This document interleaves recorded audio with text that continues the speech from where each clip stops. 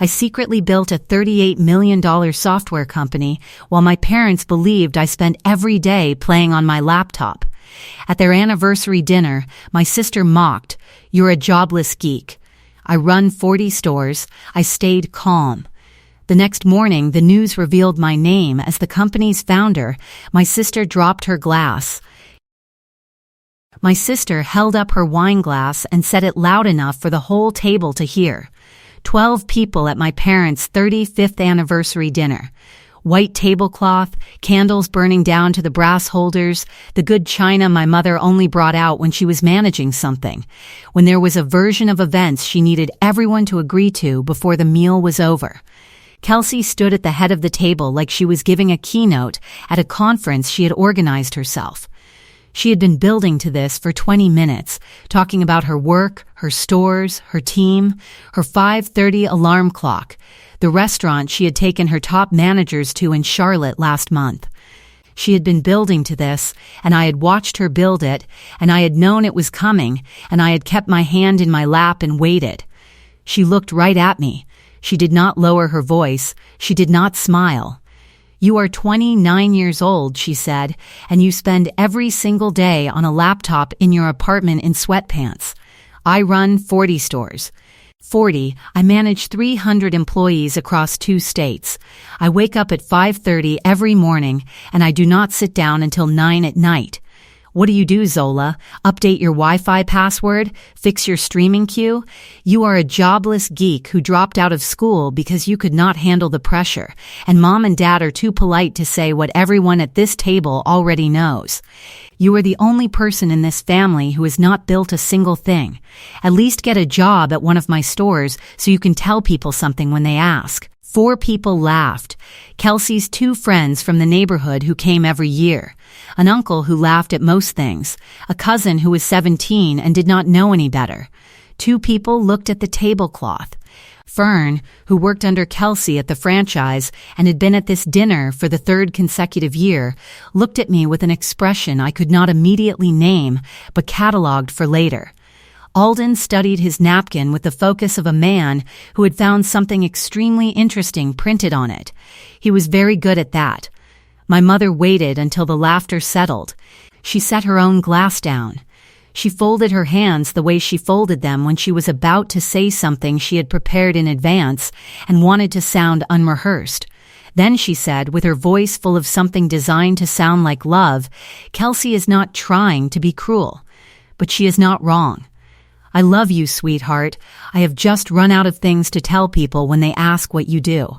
6 years of figuring things out. Your father and I are worried about you. We really are. Kelsey even offered to find you something in one of her stores. Maybe you should let her help." 12 people at the table. The candles had burned an inch since the meal started. Cora's good china. The anniversary banner Alden had taped to the wall above the sideboard, slightly crooked. The kind of slightly crooked that tells you it was hung in a hurry by someone who did not own a level. My hand moved under the table. I found the lanyard at my collar and touched the USB drive through the fabric of my shirt. It was warm from my skin, the way it was always warm, the way it had been warm at every family dinner for 6 years, tucked beneath whatever I was wearing. Present in every room they had ever put me in without knowing what it meant. The family had seen the cord at my collar at Thanksgiving 3 years ago, and at Kelsey's birthday 2 years ago, and at this very table at Christmas last December. Nobody had ever asked what it was. They saw it and decided it was a gym membership card or a work badge from some part-time thing I had picked up. Evidence of the kind of person who works inconsistent jobs and carries around cards for places they barely belong. 14 hours.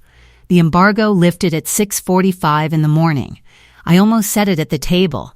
The acquisition had been embargoed for 3 months and would be public in 14 hours, and the words were right there, already formed, and Kelsey was still holding her wine glass. My hand moved to the lanyard under my collar. The drive was warm. I had been building toward this for 6 years. 14 more hours was nothing. I finished my water. I set the glass down without making noise.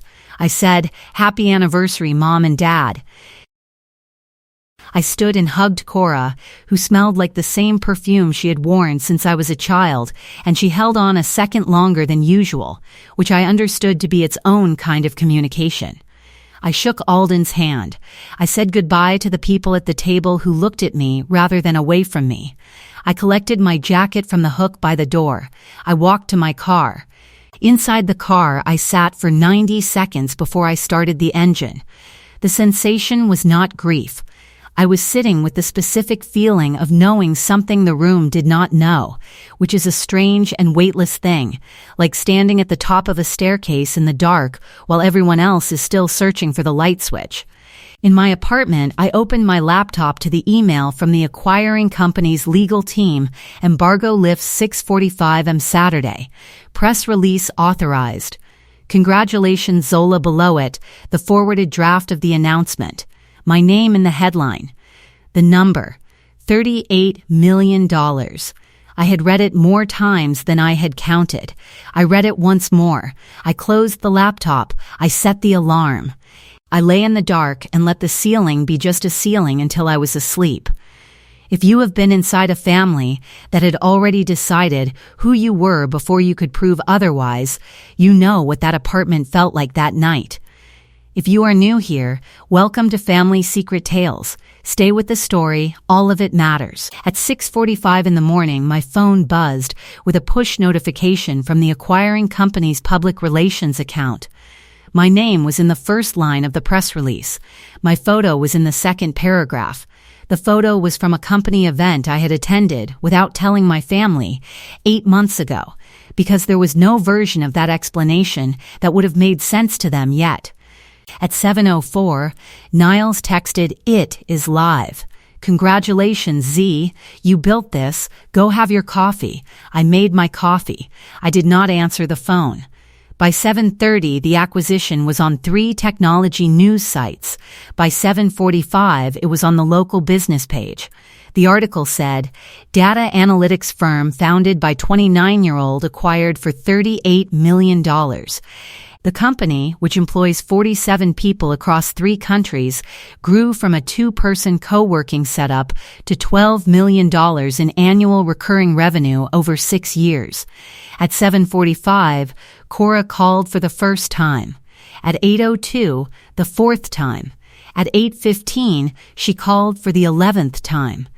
Each call was shorter than the last, the way calls get shorter when a person realizes they are not going to be answered and are calling now out of something that is no longer hope. I almost answered at 8:04, when the 9th call lasted 22 seconds before she hung up. I had my thumb on the screen. Niles's text was still visible above the call notification, "Go have your coffee." I had my coffee. I set the phone back on the counter. At Kelsey's apartment, she was at the breakfast table scrolling her phone when the article came up in her news feed. I know this because Fern told me later, and because Kelsey confirmed it herself during the confrontation without meaning to. She saw the headline. She saw the photo. She saw my name. The glass of orange juice was in her right hand, and it tilted as she read the first paragraph, and she did not adjust her grip in time. It hit the tile and shattered. Her partner Jude came in from the other room and said, "What happened?" Kelsey did not answer. She was still reading. By 10:00 and there were 47 text messages on my phone. I know the number because I counted them later, the way you count things when you want to understand the scale of something. Alden texted once, "We need to talk." Kelsey did not text. She would not text. She would not be the one to reach out first, because reaching out first required admitting something had happened. 6 years is a long time to build anything, and almost nobody sees it while it is happening.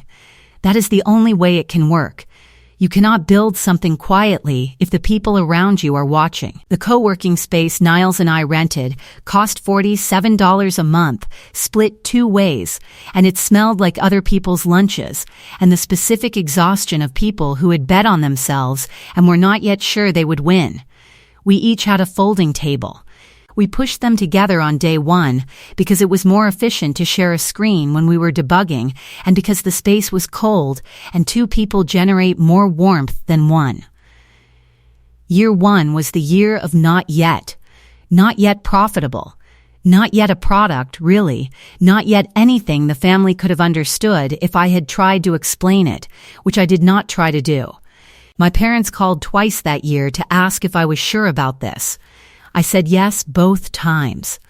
Kelsey told them at Christmas dinner that I would probably come back by spring, the same way she might say a storm would pass. She was not being cruel in that moment. She was being certain, which is a different thing, and in some ways harder to argue with than cruelty. I drove home from that Christmas dinner on an empty highway at 11 at night, and I thought about the code base we had rebuilt twice already, and the one client prospect who had not converted, and the $47 a month, and whether I was sure. And by the time I pulled into my parking space, I was sure again. The way you get sure again when you have been asking yourself the question long. Enough that you have used up all the alternative answers. Year 2, or first client. A mid-size logistics firm that needed cleaner reporting on their distribution data. The contract was for 90 days and the invoice was $4,200, which Niles and I split and which, after expenses, covered rent and groceries and not much else. I printed the invoice and taped it to the monitor above my desk. I left it there until the tape dried and the paper fell, and then I put it in a folder, and when I moved offices 3 years later, the folder came with me, and the invoice was still in it, still with a slight curl from where the tape had held it. Some documents feel like proof of something that matters. That one did. It was a few weeks into year 2 that Niles compiled the first working version of the core software. He did it on a Tuesday morning, ran it through its output checks, got the results he had been expecting, and then pulled a faded orange lanyard from a pile of conference giveaways he kept in a box under his desk. He took a USB drive from the same box, copied the build onto it, and clipped it to the lanyard. He held it out to me across our pushed-together tables and said, "First working version. Keep it." I clipped it around my neck. I wore it home that evening. I wore it to the grocery store the following weekend. I wore it to my parents' house at Thanksgiving 3 months later, tucked under my shirt so the cord just showed at the collar. And when my mother saw the cord, she asked if it was a gym badge, and I said something vague that she accepted without follow-up. The lanyard traveled with me from co-working desk to apartment office to first actual rented office space, always under a shirt, always warm from the skin, carrying the first version of the thing that would eventually be worth $38 million into every room my family had ever put me in, and never asking them to notice. Year 3, we hired our first full-time employee. A developer in Portugal named Marco, who we found through a network referral, and who worked remotely from day one and who is still with the company now, which is the kind of continuity that tells you something about whether a company was built right. By the end of year 3, we had 3 more people and a real product and contracts with 6 clients and a revenue number that was small but was a number. There were 4 months in year 3 where I did not pay myself a salary. I did not tell my family this. I told them I was doing some freelance web consulting, which was not untrue in the way that most partial truths are not untrue. Year 4 was November. Alden lost his job in November of year 4, the manufacturing position he had held for 9 years. And Cora called me on a Thursday evening, and the specific sound of her voice on that call undid something in me that I had spent a long time building back up. I transferred $600 to her account the following Monday. I told myself it was temporary. He would find something, and then I would stop. He found something 14 months later, a similar position, slightly lower pay, and I kept sending the $600 because the wire had already become a line item in my budget, and stopping it required a conversation about why I had money when they believed I was struggling, and I did not want to have that conversation. Month 32. Month 40. Month 48. I should have stopped when he was rehired. I knew I should have stopped. I kept going anyway, and I told myself it was generosity, and it was partially generosity, but it was also avoidance, and I knew the difference, and I kept going. Year 5, $12 million in annual recurring revenue, 47 employees across 3 countries, the US and Portugal and Singapore. 2 product line expansions, 1 full architectural rebuild, 6 years of compounded decisions. The acquisition offer came through a contact in our investor network in the spring of year 5. Due diligence lasted 7 months. Niles and I sat in rooms with lawyers and analysts and the acquiring company's technical team and answered questions about the code and the roadmap and the client contracts and the revenue model, and at no point during those 7 months did I tell my family that any of it was happening. It was not deception. Exactly. It was protection. Their version of what I was could not coexist with what was actually occurring, and I was not willing to manage that collision until I had something permanent and public and undeniable to replace their version with. Year 6, the deal signed 3 months before the anniversary dinner. The embargo was my idea. I wanted the announcement public before any family conversation could happen, so that there was no version of events they could manage or soften or reframe. I wanted the number in print. I wanted my name in a headline before I sat across a table from anyone who had called it a game. On day 5, my cousin Renee called. We had not spoken in 4 months, not since a family gathering in May where she had been one of the people who looked at the tablecloth rather than at me when something was said. She got through the opening quickly, the way people do when those are not the things they called to say. Then, I need to tell you something your mom said. At Easter dinner this year, I was there and I should have called you then, and I didn't, and I'm sorry. A pause. She told Aunt Glenda you were struggling. She said she was worried about you. Then she said she thought you might need professional help. I sat down on my apartment floor, not because my legs gave out.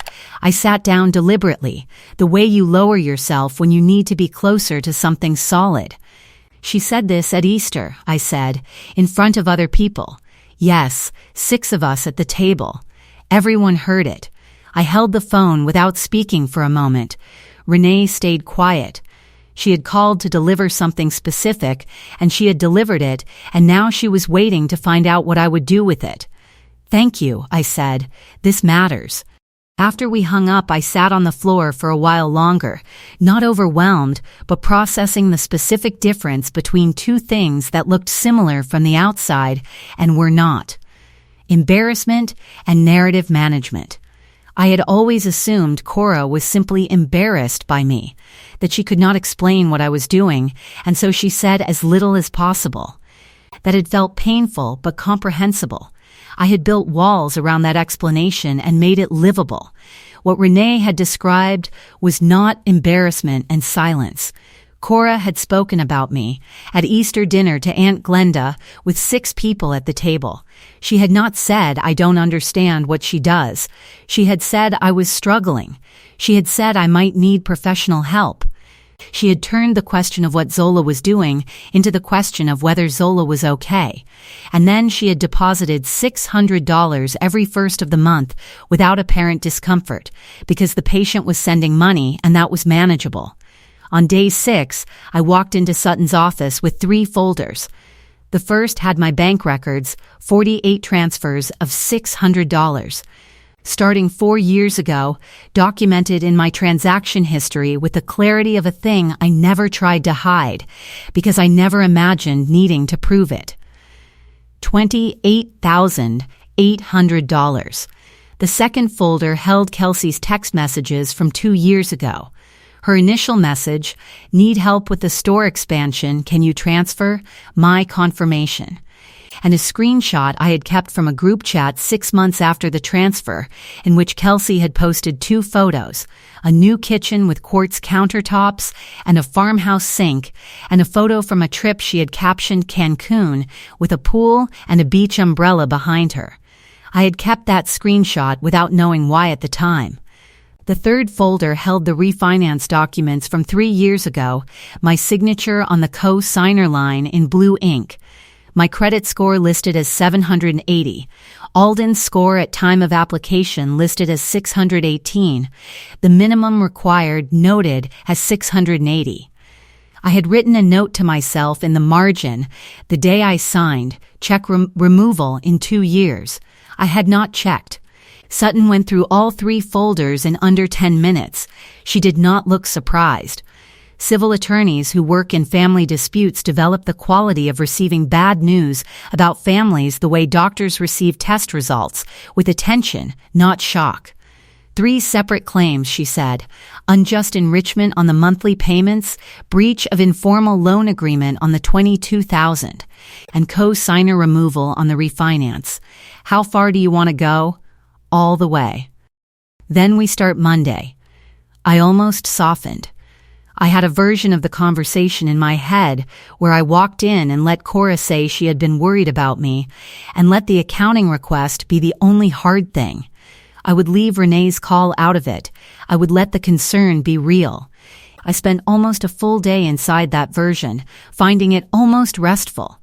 Then I recalled, with the clarity of something that had been waiting to surface, the exact phrase Renee had quoted, might need professional help. 4 words. Easter dinner. 6 people at the table. Not a private worry. A managed story. The almost ended. This is Family Secret Tales. The confrontation is in 2 parts. Keep listening. Day 7. A restaurant near my apartment. My choice. Neutral ground. Cora and Alden, no Kelsey. I had told them to come without her. Cora arrived in the blue cardigan she wore when she wanted to look composed. Alden wore the expression he wore in rooms where something important was going to happen, and he had decided in advance to say as little as possible. They sat down. The server brought water. Nobody reached for the menus. Cora said, "We had no idea, Zola. We want you to know that. We had no idea about the company." I said, "I know you didn't." She waited. Then, "We were worried about you. We were truly worried. 6 years is a long time to watch someone you love struggle to find their footing. We were not trying to be unkind. What did you tell Aunt Glenda about me?" The cardigan. Her hands around the water glass tightened slightly. She looked at Alden. He looked at his water. "What do you mean? At Easter? What did you tell her about me? About what I was going through?" Cora set the glass down. She did not answer immediately, which told me everything I needed about whether she had forgotten or was choosing her words. "I may have said I was worried about you. That we all were. Did you say you thought I might need professional help?" A second pause, shorter than the first, which meant the cover story had been prepared in advance and she reached it faster on the second question. "I said we had encouraged you to talk to someone. That is not the same thing. You told multiple family members I might need professional help while you were depositing $600 a month from my account." Alden's hand moved on the table. He picked up his water glass and put it down without drinking from it. "That money," Cora said carefully, "was something you offered. We did not ask for it. You did ask. November, 4 years ago. You called crying. The server came by. None of us looked at her. She left. I want an accounting," I said. $28,800 over 48 months. I want to know where it went. Sutton will be in touch about the format. I stood up and put $40 on the table for the water and the time. I will see you at the house on day 10. I drove home. My hands were steady on the wheel. I had expected to feel something during that conversation, the specific ache that comes from watching someone you loved construct a story about you while smiling at you across a table. I felt it. I also felt something cleaner underneath it, which was the sensation of moving in a direction after standing still for a very long time. Day 10. My parents' house. Kelsey's car was in the driveway. Fern's was at the curb, which told me Kelsey had brought her, which told me Kelsey had decided she needed someone in the room who was not family, someone whose presence would function as a kind of anchor or witness or both. Alden opened the door. He said my name and stepped back to let me in without anything else. The kitchen table was set the way it was always set for conversations that were supposed to feel normal. Coffee cups, Cora's good mugs, the sugar bowl in the center. Kelsey was at one end of the table in the posture she used in professional settings, slightly forward, hands visible. Fern sat to her left, her hands around a cup she was not drinking from. Her eyes moving between me and the table in the small, careful way of someone who has been brought into a situation they did not fully anticipate. I sat down. I set my bag on the floor and took out the 3 folders Sutton had organized. I set them on the table in front of me and did not open them yet. For 6 years, I said, you told people I was unemployed. I was not unemployed. I was building a company with 47 employees across 3 countries. For 4 years, from year 4 until the morning the announcement went live, I sent $600 to this house every month, $28,800, from the daughter you told Aunt Glenda might need professional help, from the daughter you described to your church group as someone who was struggling to find her footing. I opened the first folder, 48 lines on the bank record printout, $600 each. I set it on the center of the table. Kelsey, 2 years ago you borrowed $22,000 from me. You told me it was for store expansion. It went to a kitchen renovation that cost $14,000 and a trip to Cancun that cost $8,000. You repaid $0. The text message printout went on top of the bank record. Her message, my confirmation, the group chat photo of the new countertops and the beach umbrella. Dad, 3 years ago you asked me to co-sign the refinance on this house because your credit score was too low to qualify. The minimum was 680.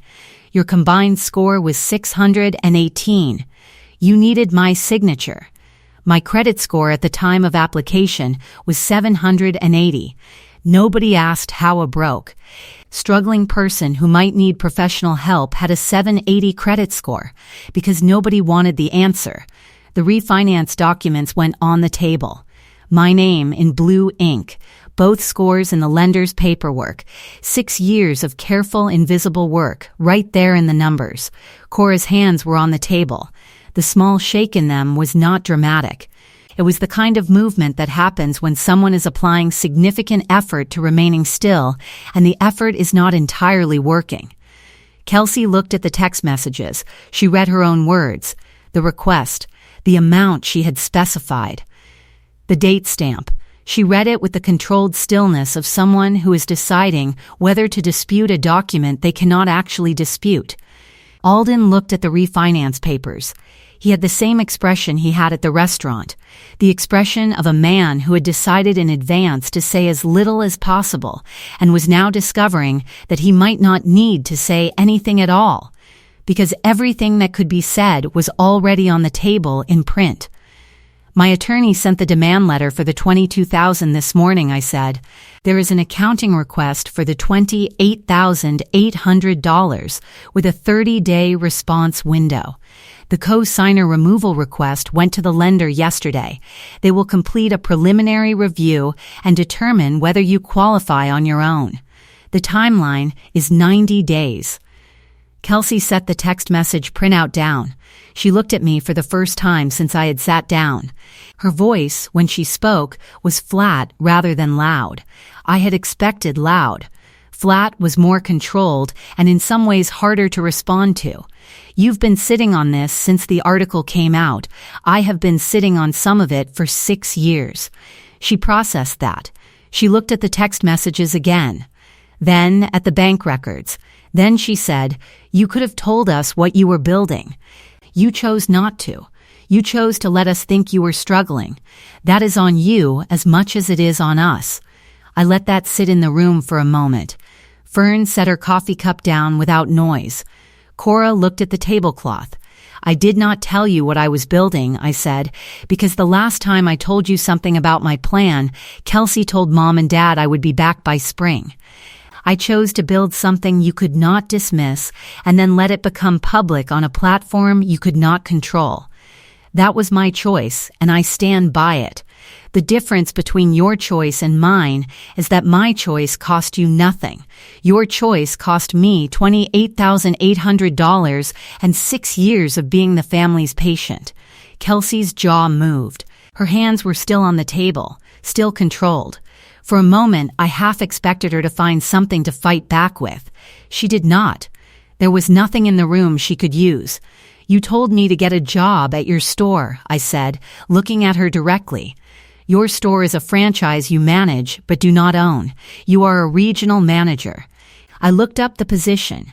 Average compensation at your company, at your level, across 2 states, is around $72,000 a year, which matches what you told me when you were complaining about your end-of-year bonus 2 winters ago. I built a company from a folding table in a room that smelled like other people's lunches and sold it for $38 million. You manage 40 stores for someone else's company. I built one thing, and it was mine. The jobless geek's money paid for your kitchen renovation and your Cancun trip. The company the jobless geek built sold for more than your current salary, compounded over 30 years. You told me to apply at your store. I want you to hear me say that back to you. Kelsey's jaw tightened. Her hands were on the table and they did not move, but the muscles in her forearms did, the small tightening that happens when hands are being held still with deliberate effort. She looked at me. She said nothing. There was nothing to say. The texts were on the table. The number was on the table. The salary was a number she had said out loud in her own kitchen 2 winters ago. And I had remembered it, the way I remembered things. Alden picked up his phone. He looked at it for a second. Then he called Niles. In the room. In front of everyone. The call connected on the 3rd ring, which told me Niles was watching for it. Alden said, "Niles, I need you to talk some sense into Zola. She is not thinking clearly right now, and we need someone she trusts to help her understand that we can work this out as a family. Without lawyers. This does not need to go where it is going." Niles said, "She built this. Alden, you missed it. That is between you and her." The call ended. 7 words. 3 seconds of absolute quiet. Fern looked at the table in front of her and did not look up. I took the lanyard from around my neck. I set it on the table between the bank statements and the text messages. The USB drive, faded orange lanyard. The first compiled version of the software, 6 years old, built at a $47 a month co-working desk by 2 people who pushed their tables together because the room was cold. The family had seen this cord at my collar at Thanksgiving and at Christmas and at this very table at birthday dinners, and nobody had ever asked what it was, because the answer would have required revising a story they had already settled on. If I was struggling, I said, "Why did you take my money every month?" Nobody answered. Cora looked at the bank records on the table. Alden looked at the lanyard. Kelsey looked at me and then looked away, which was the first time she had looked away since I had sat down. I stood. I put on my jacket. I picked up my bag and left the folders on the table. The 600 stops. The co-signer line gets removed. The $22,000 gets repaid, or it gets filed. There is no more money from the daughter who was struggling. That is over. I walked to the door. I opened it. I stepped out into the mid-September air, which smelled like early fall and cut grass and nothing complicated. You offered me a position at your store. I built the company that sold for $38 million from the laptop you called a toy. I set it in the car where no one could hear it except me, which was exactly where it needed to be said. On day 12, Sutton sent 3 documents. The demand letter for $22,000 to Kelsey by certified mail, the co-signer removal request to the lender with supporting documentation, and a formal accounting demand to Cora for $28,800 with a 30-day response window. 3 letters, 3 separate claims. 3 separate clocks starting on the same morning. On day 14, the bank's preliminary review letter arrived at my parents' house.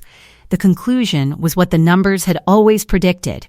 Cora and Alden's combined credit score was 618, the minimum required was 680, and without my co-signer standing, they had 90 days to demonstrate independent qualification or make other arrangements. Alden read the letter twice at the kitchen table. He folded it and put it in the drawer where he kept utility bills. He did not tell Cora until the following morning, which told me something about what he was trying to protect her from, and something else about what he knew he could not. When she read it, she sat at the table for a long time. The $600 had not arrived on the 1st of this month and would not arrive next month, and Cora's checking account had reached a number on the 19th that it had not reached since before I started sending the transfers. She had lived inside a financial assumption for 4 years. The assumption had been built on something real. Now the real thing was gone. Kelsey received her demand letter 2 days later. $22,000 with Sutton's name and bar number at the bottom and the legal basis for the claim laid out in 3 paragraphs that took less than 2 minutes to read. Her checking account held $3,400 at the time. She called Sutton's office from her car. The assistant answered. Sutton was in a meeting. Kelsey did not leave a message. She drove to work and sat in her car in the parking structure for 7 minutes before going in. On day 18, there was a franchise regional managers meeting in a conference room downtown. Fern sat 3 chairs from Kelsey. During the break, while 2 other regional managers were at the coffee station and within clear hearing range. Fern said, "I was at your parents' anniversary dinner. I heard what you said to your sister. I have been thinking about it every day since I saw the article." She said it at a normal speaking volume, without drama, without raising her voice, in the way of someone who has been deciding whether to say something for 2.5 weeks and has finally decided. You called her a jobless geek in front of 12 people. She built a company worth $38 million. I just want you to know I have been thinking about it. The 2 managers at the coffee station turned. Kelsey looked at the conference table in front of her. One of the managers opened her phone and read the acquisition article under the table without looking up. Kelsey said nothing. When the meeting reconvened, she spoke about Q3 inventory projections, and the other managers answered her, and the meeting moved forward, and nothing further was said. But things said at normal volume in a conference room in front of witnesses are not unsaid by the meeting continuing. On day 22, Kelsey attended a franchise leadership dinner at a hotel ballroom. Name tags at the door. A VP from the parent company who she had never met read her tag when they were introduced, paused, and said, "Wait, are you related to the founder of the analytics firm?"